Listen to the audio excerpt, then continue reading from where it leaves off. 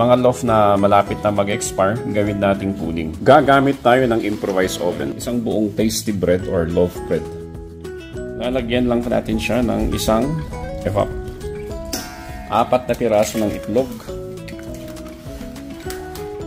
Lagyan natin ng asukal. Bahala na po kayong magtansya. Lalagyan ko ng butter. So, soft butter po yung ilalagay natin. Gumamit lang po tayo ng tinidor at i-incorporate natin lahat yung kanyang ingredients. Okay, ganyan lang po. At ita-transfer ko lang sa aking pan. Gamit lang po yung kutsara. Patagin lang po natin ng ganito. Para sa ating toppings, naglagay tayo ng 2 itlog.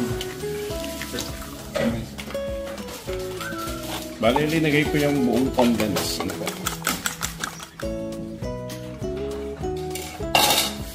Ito yung gagamitin nating oven. Okay, so lumang kaldero. Maglalagay lang ako ng patukan at ilalagay natin dyan yung pan. Lagay lang natin dito sa ibabaw. Okay, ganyan lang po. Saka natin siya takpan. Bale, 1 hour 30 minutes po yung baking niya. 30 minutes na medium fire at saka 1 hour na low fire. Okay, so medyo natutos na po sa gilid niya. Normal po pag ganitong oven ang gagamitin ninyo. Ito na po yung kanyang itsura.